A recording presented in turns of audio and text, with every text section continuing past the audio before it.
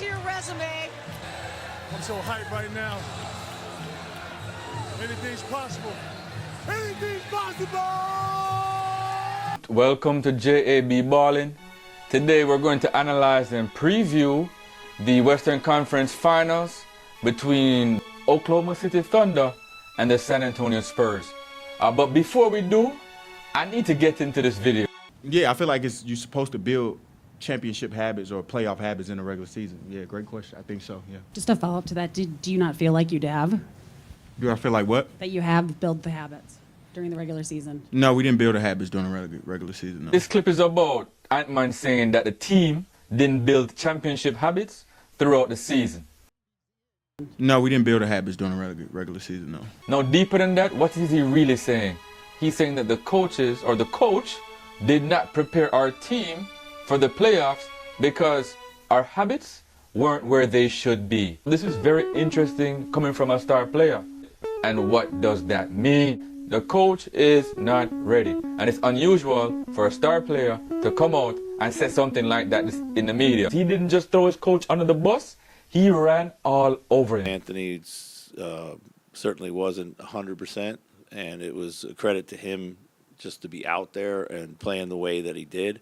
So I've got nothing but great things to say about Ant's performance in this series because, you know, he wasn't supposed to even be there until the middle of the series. So. Western Conference Finals, Thunder versus Spurs.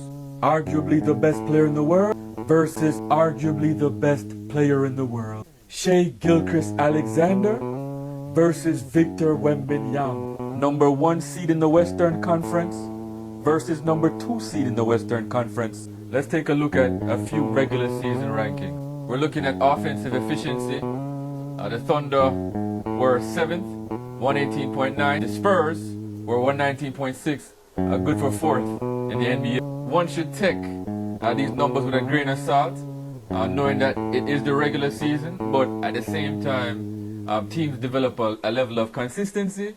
So we're looking at it, but at the same time not being a slave to it. In this year's regular season, the Thunder have a decent gap on everybody in terms of defensive rating. The Thunder have had the number 1 defense. The Spurs are number 3, and the Spurs are equipped with Victor Wembanyama, the unanimous defensive player of the year. When I look at the offensive rankings, the defensive rankings, the assists to turnovers, the Spurs and the Thunder, they're pretty close. The Thunder's assist-to turnover ratio is 2-to-1. The Spurs' assist-to turnover ratio is 2.1-to-1. That's a negligible difference. So they're pretty much mirror teams of each other. Breaking this game down, I believe we have to start on defense. Both teams are rated and ranked highly. Both teams have interior shot blocking. Both teams have excellent perimeter defense. And both teams are game plan discipline on defense. Here's the real deal. The Spurs have an alien that is Victor Wembanyama. Wemby is averaging 4.1 blocks, leading the playoff, and the next closest is Jarrett Allen and Mobley, averaging 1.9 blocks. Chet is next with 1.8. So Wemby is averaging more than twice as many blocks as any other player in the NBA on defense. And it's not just about the blocks. The biggest impact Wemby has on defense is deterring his opponents from scoring at the rim. Moving forward, Jalen Williams is scheduled to return to the Thunder lineup. If healthy, he should be a tremendous boost because he'll bring more variation to the Thunder offense. Jalen Williams averaged 21.5 points and 5 assists in the playoffs, and he was the Robin to SGA's Batman. Even though he's been here for a while, I think A.J. Mitchell is another addition in this series. He missed 25 games in the regular season and averaged 13.6 points and 3.6 assists and 1.4 turnover per game. That is a 2.6-to-1 assist to turnover ratio. Gentle people, A.J. Mitchell, yes, A.J. Mitchell is averaging 19 points a game in this postseason. He's also averaging 4.9 assists and only 1.1 turnover per game. That is a 4.5 assist to turnover ratio. He is playing fantastic basketball For the Thunder in this postseason, I could mention the former Rookie of the Year, Stephon Castle, the second overall draft pick, Dylan Harper, who is balling, the sixth Man of the Year, Keldon Johnson, another double-digit scorer in Devin Vassell, a 45% shooter from three in these playoffs, Julian Champagne.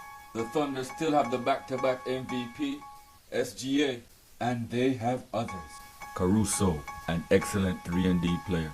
Cason Wallace, another excellent 3-and-D player.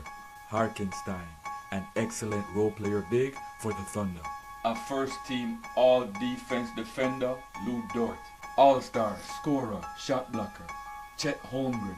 You might have forgot about San Antonio's second option, De'Aaron Fox. When I line up the talent, the grittiness, the IQ, the unselfishness, and the systems from both teams, it's a dead heat. In my opinion, I think this series comes down to whether or not the Thunder can keep Wemby occupied on defense. I froze the frame on this play. Kindly look at Wemby. He is not concerned about Julius Randle's offense, and he becomes a roamer. You either have to have a big like Karl Anthony Towns that pulls Wemby away from the hoop, or a big physical presence like Mitchell Robinson, who is relentless on the offensive boards.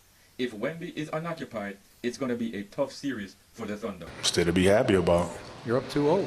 Job's not finished. Job finished? I don't think so.